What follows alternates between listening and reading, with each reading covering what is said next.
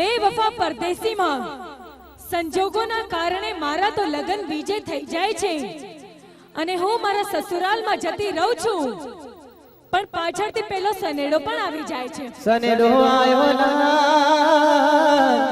સનેડો આયો.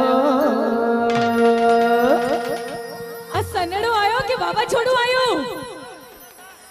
મિત્રો, એ સનેડો આવ્યો ત્યારે મારી હાલત જોઈ હતી ને, એ મર્યા.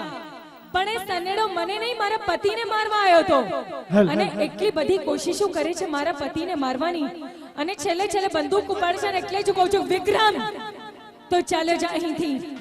આજે તારી સામે તારી પ્રેમિકા નહીં પણ અમરની પત્ની ઊભી છે, અને એક પત્ની જ્યારે પોતાના પતિને બચાવવા જીતે ચડે છે ને, ત્યારે યમરાજે પણ ખાલી હાથે પાછું ફરવું પડે છે. એ યમરાજ પાછા ફરે, આ પાગલ પ્રેમી વિક્રમ નાયક. કાઈ વાત નહીં, કાઈ વાત નહીં. મારી પાસે બંદૂક છે. ભાઈ, બંદૂકમાં છે ને નકલી ગોળી હતી. તમે કેમ બધું સાચું સાચું કહી દો છો? બધાય પિક્ચર જોયું છે બેવફા પરદેશી, બધાય જોઈ, બધાને ખબર છે. વિક્રમજી, એ તો તમે સામેથી છટકી ગયા, નહીં તો તમને ખબર પડત. એ તો હારું થી હું છટકી ગયો, નહીં તો તારા ધણી હતો. રામ બોલો ભાઈ રામ.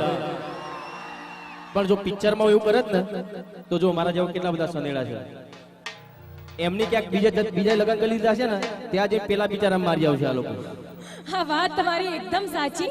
એટલે જ તો અમે લોકો સમાજ સંસ્કૃતિને ધ્યાનમાં રાખીને જ પિક્ચર બનાવીએ છીએ.